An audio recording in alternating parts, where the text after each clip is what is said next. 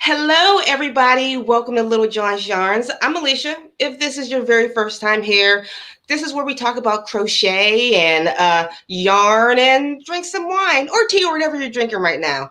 And once again, if you notice something different, I have a wonderful person here with me today. This is the most talented, the queen of spinning, Evie from JillianEve Spinning and Weaving. Thank you so much for joining us here today. I'm so excited to be here. Thanks so much for having me. You're welcome. I usually try to get this like grandiose like opening. Was that good enough? I mean, you're okay. You're pretty obvious. I'm like, what type of words can I use to describe her? The problem is I keep picking up more crafts to do with yarn, so the list just keeps growing. I know. First, I'm like, JillianEve. Oh, there's extra. There's spinning. Okay, there's weaving, and there's history, and there's facts, and there's so much more. Well, we won't go into that. So I'm just going to start it off right now. Can you introduce yourself to everybody and tell them where they can find you? Okay, sounds good. I'm Evie. My channel is called JillianEve, and you can find me on YouTube. I do have a pretty busy YouTube channel. I also put a lot of pictures of the projects and the yarn that I create over on my Instagram, which is JillianEve FA. The FA stands for Fiber Art, so that'll help you remember maybe. Wow. And then I also have a Patreon where I have different tiers for different extras and bonuses like spinning lessons and things like that. So Everybody, all the information that she's talking about, you can find in the description box below. I originally found the amazing Evie by accident. This woman, she is a yarn hustler, and I love people who love to find out more information on how to help themselves grow and make money. So, what was this? Maybe, well, we have a super chat. Oh, I'm gonna have to move this. If somebody's wondering what is a super chat, if you ever have any questions, you want to have them pulled up to the front, you can super chat and I can pull that up. And when you do, bubbles will go off and lights will flicker. So let's see who super chatted. One of my favorites. She says two of my favorite YouTubes and one day lucky me. Thank you, Lori. hi, Lori. Is Lori one of your faves too? Yeah. Oh yes, In the live, I've seen you over your live before.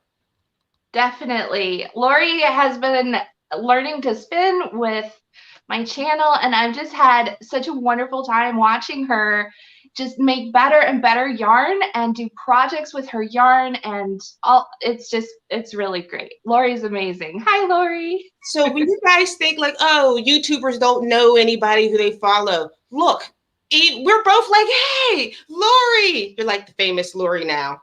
Yes, famous Lori. When I was talking about how I found you, we both have our own YouTube channel, and we're both trying to find more ways to make our YouTube channel grow. So we joined this Learn How to Grow on YouTube Facebook group. It was free. And one of the first tasks was find a buddy. I'm like, I will never find a buddy in my niche. Lo and behold, the sky. I was thinking the exact same thing. I was like, who is gonna take me seriously? I spin yarn, and this is all about like tech and social media. And then I found you, Alysha, and I was like, yay! Someone to be a fiber friend. And we like clicked ever since. We were both working a full-time job on a mission to somehow make money with yarn. And quick side note before we go into your origin story, I want to say congratulations. That goal that you set in place for yourself, you hit. When did you hit that goal of leaving your full-time job? January. So last month. It's been 2 months now. Yay! Okay, let me get into your like Batman origin story. Like, where did this all begin? When did you learn how to spin? I was going through, I don't know if you want to call it a phase because it's never stopped. I'm still in it. I wanted to just learn where stuff came from, and if I could get my hands on it, I wanted it to be from scratch. So, I wasn't just making bread. I wanted to make the sourdough starter to make the bread. And I was already knitting, and I do a little tiny bit of crochet, but mostly like to make my edges pretty. Yeah. So I was already doing those things, and then I was like, wait, I can make the yarn. So I just totally fell down the rabbit hole and figured out, well, I need to learn how to spin if I want to do this totally from scratch. And that's what I've been doing ever since. What year was that? So when I started, we were living in Wyoming, and we were out on a ranch. We were really very remote. Like, we had to carry our own water. We had another super chat. Oh my goodness. I feel it extra special today. Let's pull it up and see who it is. It's like a party. That's why I have the balloons. Lynetta, another one of my faves. I so want to learn how to spin. My hubby said I have to be able to support that with my current crochet and knitting business. Wait, I forgot. Cheers. Where's your tea? Oh, yes. You know the YouTube direction. Ready? And you got cheers? Oh, there we go. There you go. Let me turn this off before I start getting soaked with bubbles. Thank you so much for donating. And like I said, with Super Chat, if you have any specific questions that you want to pull up to the top, Super Chat is the way to do it. But other than that, we're going to have Q&A at the very end of this. So. Well, I can address that question actually, because it is a little part of my story, because we were living just very minimal, and I did not have a lot of funds to get started spinning. And it does not, it's just like with anything. You can spend $50 on the fanciest crochet hook, or, you could get a stick out of your backyard and whittle a hook off of that, I mean, it can be very accessible, and that was sort of where I started. I DIY'd a lot of my own things from the beginning. You don't have to have a fancy spinning wheel to start. You can use a spindle, and that's exactly what I did. And we had our own animals on the ranch, and I spun a lot of rabbit fur, and I got local sheep wool and things like that, that a lot of people were just, I don't have a use for it, take it. And so if you ask around, you can find some of those things for, inexpensive, if you're willing to do the work to start from scratch, which is what I was doing. And then, unfortunately, I got very, very sick, and I wasn't able to work. I was just, my entire focus was on recovery. And so while I was sick and while I was recovering and dealing with all this illness, I really had nothing else to do. Yeah. So you weren't working your full-time job at that time? Correct. Right. I was 100% just trying to get better, and deal with just bad illness. Yeah. So yeah, it was several years of that. And so I really spent a lot of time just spinning and knitting, and I started to pick up weaving at that time. And it really was amazing how much of it was a part of that recovery process, because working with your hands and having something tactile, it's very calming, it's soothing. And then that feeling like, look, I created something. I really feel like that nourished my soul when I really needed it at that time. And so that really kind of progressed my skills, because, the positive of that was that I did have a lot of time to practice. Yeah. So how did this lead into YouTube? And all this other stuff. Yeah, that's the question, right? So when I started, we were so remote. I did not have a local yarn store. We had to drive 2 hours to get to the nearest yarn store. I mean, there was probably 10 miles of dirt roads just to get to where we were on the ranch. Wow. We were way out there, but we had mountains on the horizon. It was beautiful out there. But I didn't have a teacher or anybody that was local to me. So I learned there was not a lot of YouTube videos happening at that time. This was when I Google spinning, I only find you. Yeah. Well, I started making the videos I wish I had when I started. And so that led me to YouTube, because I thought, maybe there's someone else out there who wants to learn to spin and they don't have access to a teacher in person.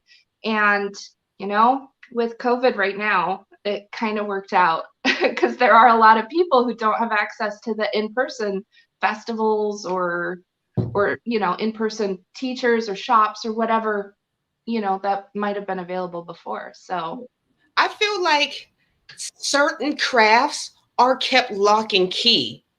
Does that make sense? Like some information is just not given freely, and yours is a very lock and key. Like I said, when I Google how to spin, I might get a random video from somebody who doesn't really spin. But if I want information, it's you. Why do you think this is kept so secret? That's a really good question, and I'm honestly still trying to figure that out. I think, wow, that's a really complex question. I have a lot of thoughts on that. I think part of it is because, with crochet, with knitting, even with weaving, those are things where in industrialized cultures, countries, those things are still passed along. How many people say I learned to knit or I learned to crochet from my mom or my grandma or my aunt or uncle or whoever, in your family, that there's still that kind of tradition that those are crafts that are kept within families. But spinning, there was a period of time where spinning was entirely broken, where there was a large gap of generations that did not do that as a hobby or a skill or anything. Yeah. And so when people started, it was sort of the back to the land movement that was going on in the 1960s, where people were really trying to revive these handcrafts and things that had, they're in danger of extinction and being completely commercialized. And so people started to rediscover spinning. And, there are pockets around the world in cultures where spinning is still a tradition that has not been broken and it has been passed down. But I think particularly, my perspective coming from America, because I live in America and that's my, my sort of where I learned and picked up all these things. There was such a big break. And the people rediscovering it were doing so much work to figure it out and rediscover it. And so I think that they, fairly, if you're doing a whole lot of work, you want compensation for your efforts, right? Yes. So I think that happened there. But at the same time, I think that we can come at it with different philosophies. And my philosophy about spinning is that at the very least, the basics need to be accessible. That's why I do so much DIY on my channel. And that's why I give so many tutorials on my channel. Because these are skills that have been integral as a part of human civilization, all cultures, since the very beginning of time. And we are in such danger of losing that. And I really feel it's important that people have that knowledge and that understanding.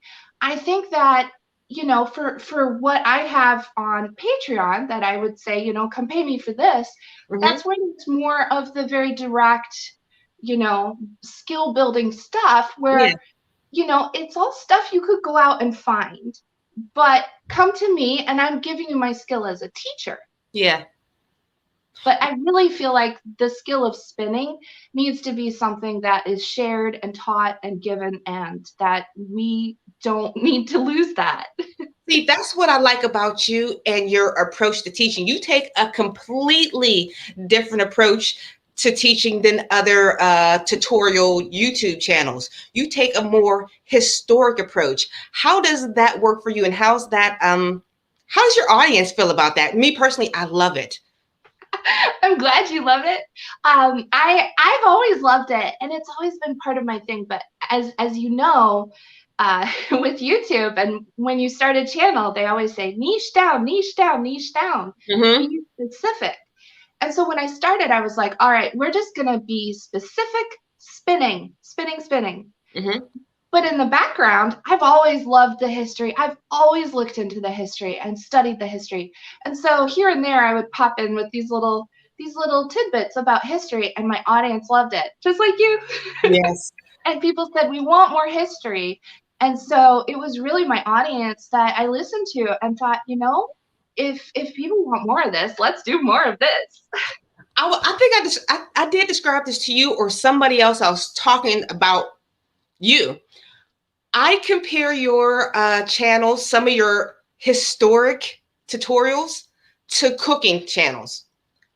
When my husband cooks, I don't cook. I watch cooking channels just because I'm amazed and I love to watch things being created or the history behind where did the French toast come from. I'll watch it for 15 minutes straight. Yours is that type of bingeable content. Is a tutorial, yes, I want to learn right now, but your content is the history of what's going on. I can find myself being lost inside of it. Thank you. That is the hugest compliment. Oh, you're welcome. You are talented. Like I said, when I first met you, I didn't know. I'm like, well, we'll see. I've met people who said they've wanted to be YouTubers, but I already seen you had a couple thousand subscribers to start with, and your material was wonderful.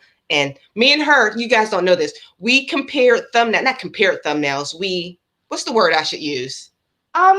We give each other advice and feedback.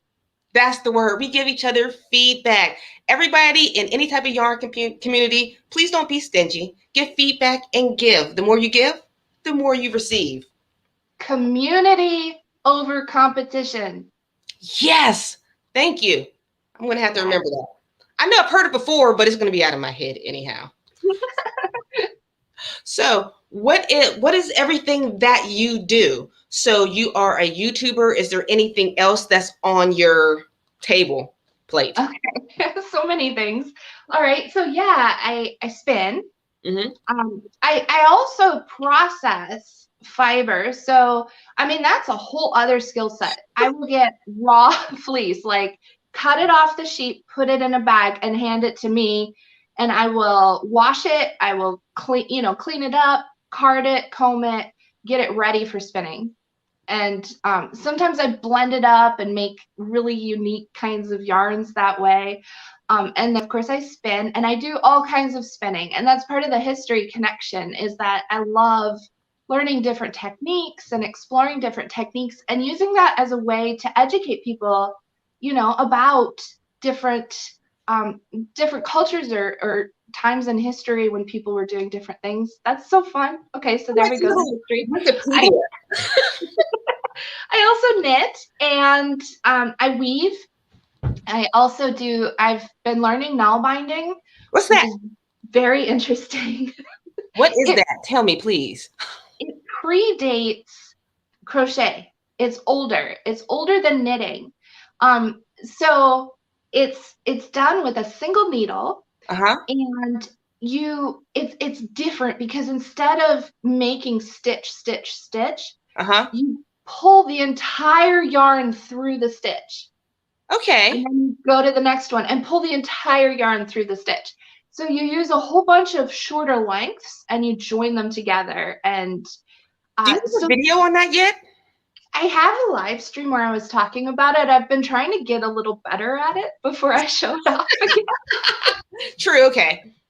But it's old. They have socks from ancient Egypt that were done with this type of technique. They have found, mittens in Scandinavia from Viking times. There's medieval textiles that use this technique. It's still done in some places, like in the Andes, and it's part of a lot of the needlework heritage of certain parts of like Northern Europe and stuff. So it's a really cool thing, but it's tensioned with your thumb. So, I'm seeing a picture and I'm like, okay. So you can't, it's difficult to explain gauge because you're not gauging it on a hook. Yeah. It's your thumb. And so how many stitches you need is going to depend on the person doing it. You can't swap out your thumb. Same gauge, is it? So it's definitely a different kind of way of thinking about working with yarn, but I'm fascinated by it. So that's my latest thing. And then Tunisian crochet is kind of on my list, so that might be something I pick up in the future. That's on my list too. I've done it. If anybody likes Tunisian, make sure you check out TL Yarn Craft. Unfortunately, not me. Okay, I'll check them out. So of all of these crafts, which one is your favorite? Whichever one I'm doing at the time. What does your craft room look like? Is it a mess or is it organized? I know as a YouTuber, I find the clean wall. Yes, me too. If I turned you around right now, of course you'd see the lights, so I'm not going to turn you around. Don't turn me around. But yeah, I mean, the dining room table is covered in fiber and yarn, and it's everywhere. Okay, this is not a question I put on a list, but in your house, since you spin, do you have fuzz, yarn, in random places throughout your house? Yes, I do. I try to blame it on the pets, but that doesn't work when it's like purple. That's not a dog fur. That's definitely something I was doing. My husband's like, I find it in my hair. I'm like, I'm sorry. Yeah. Mm-hmm. So, what is your plan for the future of JillianEve? Well, I definitely want to continue with the history content. It's a lot of work though, because I really do feel like if I'm going to be presenting history information, I need to have good solid sources, and that takes more than just a Google search. And so those videos take a while. They do. Sometimes I'm even emailing experts to get information directly, and I mean that just takes time. So I think that the history videos are going to continue, but I'm also still going to have just the spinning tutorials. Here's a skill, here's how to do it, and maybe a little history fact here and there to keep it spicy. I think you should have a class so somebody like me can learn from you directly. Yeah, that's all on my Patreon. That's where that is. Oh, okay. After this, could you send me your Patreon so I can link it down in the description box? Oh, sure. What's the word? Community caring? What is it? Competition? Community over competition. Yes, there we go. Community over competition. So, guys, after on the replay, her Patreon, if you want to learn details from the most talented curing instructor, you have her right here. So, what advice would you give to somebody who wants to actually start spinning? My advice would be that just like anything, it takes time. There's a time investment. You're not gonna sit down at a spinning wheel and suddenly have yarn that looks like it came off a shelf. Mm-hmm. It takes, you have to consider it just like any skill. And so I think that, that's where I kind of hate Instagram. It's so curated and it's so beautiful and it's so perfection. And I think that it's important to realize that there is a beginner's journey, and that is going to be unique to every beginner. And there is nothing wrong with that. It is perfectly okay to have beginner things that look terrible, that you're going to save and you're going to look back on and see how far you came. But there's an investment of time in between. Okay. What advice would you give somebody who wants to be successful like you and do this as a full-time job? That is a lot of work. Yes. It's a lot of work. But I would say that it's really important to find good mentorship and to go to experts, because there are a lot of people out there who have already made the mistakes. Mm-hmm. And it, especially with social media and with COVID, the way things are right now, it's just too easy to be an island and feel like there's no one to reach out to. And so I think that if you're endeavoring for any kind of, whether it's putting things on Etsy or making a YouTube channel or an Instagram or whatever it is, look for the people who are doing it. Build relationships. Don't just show up and say, give me all your secrets, right? Yeah. Build those relationships and find the successful people and learn from them. Okay. So that's important. Right now, I'm going to open it up to Q&A. You can ask Miss Evie anything you want, but before you ask your question, before you type your comment, please put question marks in front of it so I know it's a question, so I can pull it up to the front and she can answer your question. So it's going to take a second. Take a drink break because it's 20 seconds till they actually see what I'm saying. I have my water and my wine. I have my sheep. Yeah, this is not 2 glasses of wine. Okay, let's hop and see if anybody here has a question. Dude.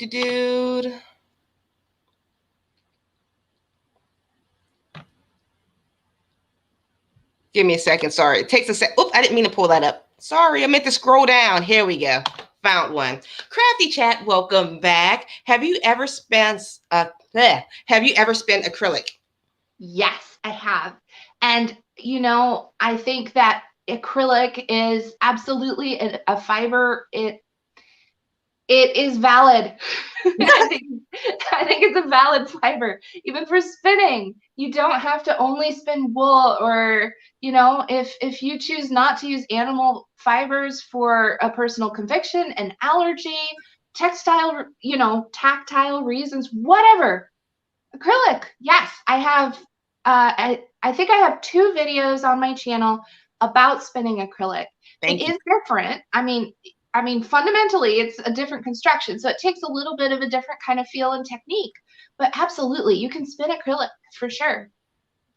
Okay, next question. This isn't anything in particular about spinning, but Shagun says, "Hi, do you have any advice on making a shawl?" Me personally, a great pattern will always help you with a shawl. I actually have a live stream on top 10 shawls. I'll link that down below. Do you have any advice for making shawls? Maybe about what material? I love making shawls because the gauge is not an issue. Yes. I feel like that's kind of easier. So, since I don't have to worry so much about gauge, I would say get adventurous with your shawls. Use all the crazy stitches that you've been scared to try because you didn't know if it would fit otherwise. And experiment. I think that's what makes shawls a lot of fun. Next one from one of my favorite, Miss Maria. What type of dyes do you use to color your yarn? Oh, good question. So I have some allergies. I really want to do natural dyes, but I have some I cannot use, which are mushrooms, walnuts, and onions. And those are like the main natural dyes. So I do some natural dyeing with the materials I can use. I have a video coming up about cochineal, and I'm excited for that. But mostly I use regular just acid dyes, like jacquard and greener shades, those kind of dyes. But then I've also used food coloring as well, and that, I'm always gonna give the range. Like, what's the Cadillac and what's the Corolla, right? So yeah, food coloring works too. Absolutely, you can use. I use all of it. It all works. I use it all. Another one. I know I always say faves. When I say faves, it means I remember you. You've shown up, if you supported the channel, and you're always involved in the chat. But Toro 8 Star, what is your favorite fiber or yarn to spin with? You know what? Again, it's whatever I'm doing at the time. I'm very much like a embrace the moment kind of person. So, like right now, I've been spinning. All right, so here. Ooh, show and tell. Show and tell. So this is some cotton that I was spinning. And I used to not like spinning cotton because it's a challenge. But now that I'm like, all right, I'm doing it. I'm spinning some cotton. Now I'm loving it. It's so soft. And you do a little like ASMR for us. Can you like pull a strand out and rub it? I'm weird like that. I've made Maya Lua do that with her sweater last week. Ooh. So you can see how fine it is that way, I guess. Yeah. Thank you. Then, yeah, and then you kind of fold it over to see what the yarn looks like when it's finished. Oh. There it is. My husband's gonna kill me talking to you. Oh, I can just see my house. But I love wool. I think wool is my #1 favorite, but I also enjoy like alpaca. I love all of it. Yeah, if I can spin it, I love it. Both of our favorites, Lori Murphy. Do you blend fiber? Will you do a blending fibers video? Yeah, I need to. I did one recently, and I know Lori watched it because she left a comment for me. So I just had a few of these to pull out and show. So I did a blending video with this yarn, and these are a lot of fun because it's some wool and silk and all kinds of different things. And this kind of yarn, everybody says, what do you do with that? This is the coolest yarn to do like freeform crochet, like for a cowl or something. It's so sticky and warm. So I got a lot of people saying blend more. It's beautiful. I want to watch it. So yeah, I definitely need to do more blending and just playing with the colors and the textures. It's a lot of fun. Here we go. From the Crochet Chick. When you're spinning your wool, do you use a spinning wheel or a spindle? Yes. I have several spinning wheels. I have several spindles, and I just got an e-spinner. So I use all the tools I can, and I use different techniques. I do all of it.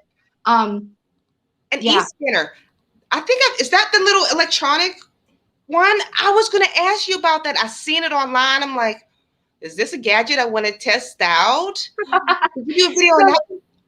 There are some that work really well. There are some that are a little more novelty. So, that's a whole thing. If depending on how much you want to spend with it, how long it's going to last, because you're dependent on a motor, Yeah. Yeah.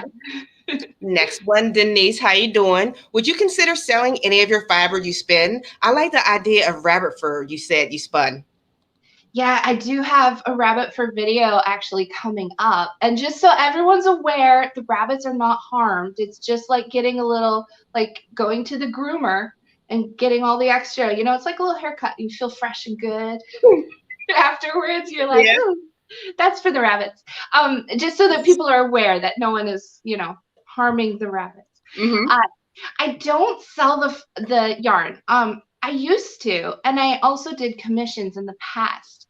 And the main reason now is that it takes me so much time to do the videos. The editing takes time. All of the teaching I do, it takes time. So I don't have enough time to do the kind of output where I could have enough things for sale that it would be worth the, you know what I mean? Because that's a whole other thing with the pictures and the listings and the promotions. Yeah, it's like each thing that you do is kind of its own whole skill set and time, and Every time I pull up something, I don't know why I take a sip. Okay, Najat, what other needlework would you like to try? I've always wanted to learn to make Persian rugs. Ooh, beautiful. I'm teaching my husband how to make rag rugs. We've been all of our clothes that wear awesome out. Husband. We've been saving all of our clothes when they get worn out, because we don't like switch seasonally. We switch when things get holes in them, because I'm kind of aware of textiles that way. Yeah. So we have them all, and so we're cutting them up into strips, and he's gonna start making rag rugs. Rugs are so cool, and Persian rugs are amazing. There's so much artistry and visual things you can do with that. I love that. As far as other things to get into, Tunisian crochet, I am curious about it. I also want to do some embroidery. That's also on my list, because I want to spin my own thread and embroider with my own hand spun thread. I think we see a lot of spinning that ends up in crochet and knitting, and I want to see more, hand spun thread to replicate historical textiles. I think that's such a rabbit hole to explore.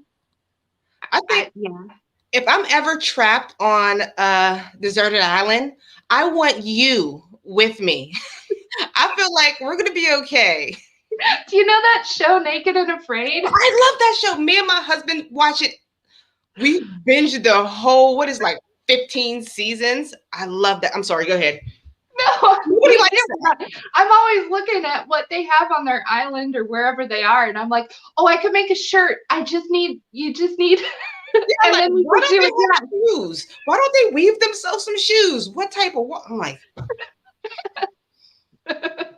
yeah, I would be afraid, but I would not be naked. yeah, I'm like, I like to call it the fuzzy bikini because that's where they blur out this part. I'm like, I don't want the fuzzy pixelated bikini. Right. Crafty Chat Cafe says, what sweater pattern are you wearing? It looks familiar and fantastic. Let me pull this down so she can see it. Thank you. Okay, so this is the Arboreal sweater by Jennifer Steingast, and it's all my own hand spun. The darker brown part, like the body of it, came from two sheep who lived in Oregon, I think. Oh, you know the sheep's location. That's cool. Yes, and their names were Raven and Pearl. And their fleeces were blended together, and this was actually the last contract that I took on because their owner got the other half of their fleece all spun up, and she made a sweater too. So she could wear her sweater while she's out taking care of her sheep because that was just so much fun. And then the color work up here, I did all of this on a spindle. This is spindle spun because a lot of times people are like, spindles take so long to produce anything that you can do something with. And I wanted to show people, well, it takes time, but yeah, you can definitely do spindle spun yarn to make large projects with. It's totally possible. And this, I actually won this fiber from it was a spinning competition, and it came from New Zealand. And you won? I won one of the categories. Yay! And it's a blend of silk, merino, and camel down. So it's very fancy. Yeah, I can come to your house and touch all your yarn. Do you have it separated by color or by fiber, or? I have a different system actually. I have like cube storage, and so I have ones that are designated like this is a project ready to go. But then I also have one that I call inspiration, and so that's the stuff I'm really excited to use, but it doesn't have a project yet. Yeah.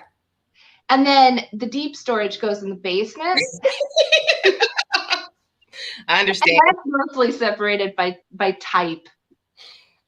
Okay. Lynetta, this is for Alysha. What would you say is a good to start with if you want to design your own pattern? Good to start with as in what type of pattern you design or what type of yarn? I'm going to start with both. What type of yarn you use is what type of yarn that you have in your stash. I'm a big believer in using up what you have, or you'll end up like me. Don't do that. But if you're going to start with a pattern design and this is your very first time, start with something simple. Nothing complicated. Make it a short pattern. Let it be a hat. Let it be a scarf. Let it be a cowl. Something simple. And when you make your patterns, make sure you send it to testers and a pattern editor. But everybody doesn't use a pattern editor. I do technically, personally, but I send mine to testers. You can find testers in Facebook. I use my own Facebook group. All I do is say, hey, guys, I have this pattern. If you would like to test this out, send me a message. And that's how I get testers. Do you think, did I answer a question good enough? Did I? I like need your approval. Like, was that a good answer? I think it was. Let's see. Oh, XD Symphony. Not a spinning question really, but what are your crochet stitches? Like waffle stitches, shells, and so forth. I'm working on a bunch of squares to make a poncho with different stitches. I guess those questions for me since I'm the crocheter. What are your crochet stitches? All of them. I use all the crochet stitches. One of my favorite stitches to use is the front post double crochet. That front post stitching creates the waffle stitch. It creates this nice 3D texture on most of your patterns. I like to put it around the brim of my hat because it creates that nice little stretchy material, and it's reversible. It has this weird little rib size on the other side. So I hope I answered that one pretty much. Oh, Lynetta let me know. Yes, and thank you. I answered her question. Good. Okay. Alysha, if I ever decide to figure out how to crochet, I am coming to you. You know what? Simple what you do, because you're going to take over the world. There is nobody else doing. Once your blog is up and going, you're going to get so many views because if I Google how to do this, there is no information. This is just the start of your journey. I can't wait to see in 10 years where you're like an OG and you're like, you know. Okay, Toro 8 star. What is your favorite historical time period of textiles or fibers to work with? Ugh. Wow. Picking just one. Well, I'm currently kind of digging into some of the like Viking era Norse, Scandinavian things. A little bit because that's my own heritage. That's partly where my family came from. And also because there have just been some really fascinating discoveries that have been made. And it's a lot easier to learn about something when there are extant things to look at and learn from. Mm-hmm. There are some, there are some cultures that we've just completely lost any understanding of their textiles because the textiles didn't survive.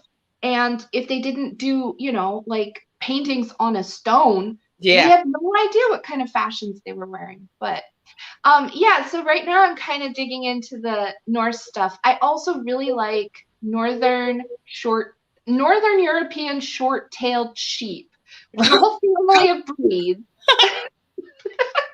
That's like Icelandic sheep, fair, like if you do like a traditional Fair Isle, so that would be Shetland sheep, all of those kind of sheep. I like spinning their wool, so that's kind of where I'm digging into. But I also like to bring awareness when I learn interesting things about other cultures or other time periods. I like to bring awareness whenever I can too. So yes, I have focus, but I also dabble. So you said you loved, Viking. What do you think about the TV show Vikings? I've watched the whole season. Are they historically accurate with their like fibers and knitting? And I haven't watched it actually. Well, I'll let you know this. They're not. I remember, I think you were telling me a lot of those women during the time spend a lot of time weaving and creating fabrics, and none of that is going on. Wait, we got a super chat and my things didn't go off. I am so sorry, Denise. And I was just about to ask your question. Thank you so much for the super chat. You get the extra balloons. I'll press the button for you. Not balloons, but the bubbles. Yay, bubbles!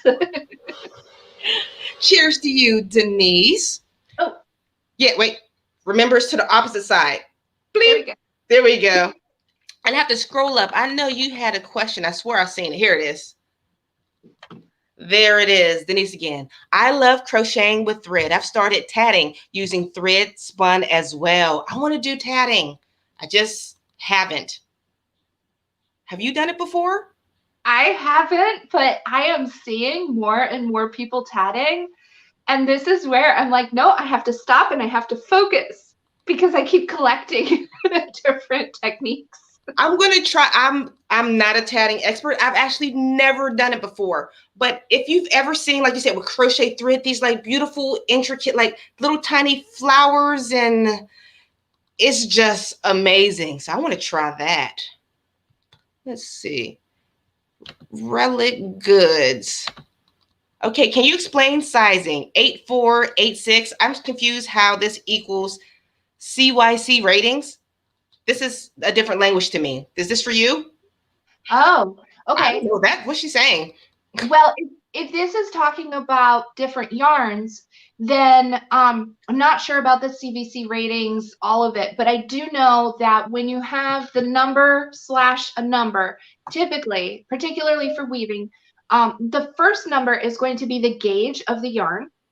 It's going to be how thick the yarn is, right? Mm-hmm. And the second number is going to be the number of plies. So if you untwist it and see how many strands are in there. So if it's a 4, it's going to have 4 plies. If it's a 2, it has 2 plies.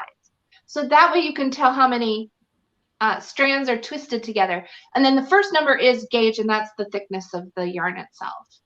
Okay. Lacey, do you live in the U.S. or a more wool-filled country like Ireland? Where do you live? I would love to visit Ireland. I do live in the U.S. I live in Illinois. But yes, I want to visit. I want to see sheep. I want to go all over the world.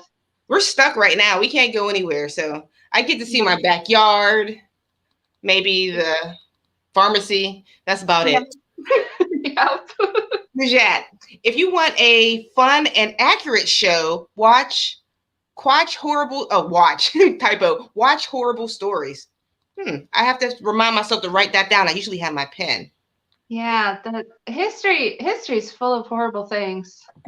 Okay, we're going to start wrapping this up soon. If anybody has any more questions for Miss Evie about spinning, because you cannot ask me this after she leaves, because I know absolutely nothing about spinning, looming, weaving, all these awesome talents that she has. So make sure you put a question mark right in front of it so we can bring it up to the front. Let's see, any more? Wait. Funny story. I auditioned for Vikings. Where's the rest of the story, Crafty Chats? What? Make sure you, I'm going to pull that up. Type in there, what is your funny story? But make sure you put question marks in front of it. So I need to read people this story. I would have been horrible over there. I would have been like, that's not accurate. That's not accurate. Every time I watch the show, I'm like, when did they have the time to put winged eyeliner on? Who braided their hair like this every single day? Where's their local hair braider? I don't see him. And the thing is about Vikings, their ship sails were 100% wool, 100% spun on spindles. Oh, wow. See? Yeah. I've seen a lot of, what do they call it? Maidens. I didn't see nobody doing other than fighting. There is no way they could have gone out on the ships like they did if they did not have their entire workforce of people back home spinning all of that. Okay, Anika, Sweden here. I'm wondering how to calculate sizes on socks with my homespun yarn. That is a really good question. It is all about swatching. It is all about swatching. And that's one of the things where you might have to build your skills sort of simultaneously before you can bring them together.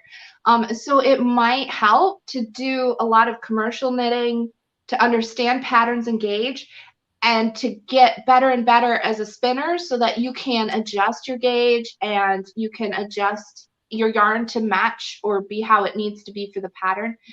And then it's just a lot of swatching and a lot of sampling. There are some formulas, but I'm not going to give you all those numbers. They wouldn't make any sense. I'd need a blackboard or something.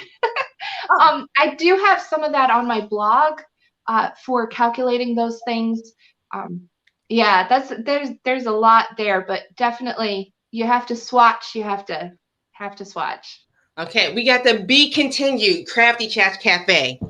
They were taking headships for local actors in Dublin, and I turned up, was offered a job for an extra, turned it down because it would have meant fur bikinis in Irish weather. No, thank you. Evie, is fur bikinis a part of Viking fashion? You know, we haven't found any in any graves so far. Oh, that's funny. Okay, last comment on Vikings. I agree. Lacey says Vikings was so good into the last 2 seasons. I know you didn't listen. Spoiler alert, close your ears, you didn't hear. Once Ragnar died, it wasn't good anymore. Okay, that's all I have to say about that. All right, guys, I do not see any more questions. If you enjoyed this, make sure you check out JillianEve's YouTube channel. All of her information will be down in the description box below. And I hope you enjoyed yourself, and thank you for being here. I had so much fun. Can we do one more cheers? Yes. Let's see if we get it right. Ready? And blink. Oh, thank you so much, Alysha. I had a great time. Oh, you're welcome. Bye, everybody. Bye, friends.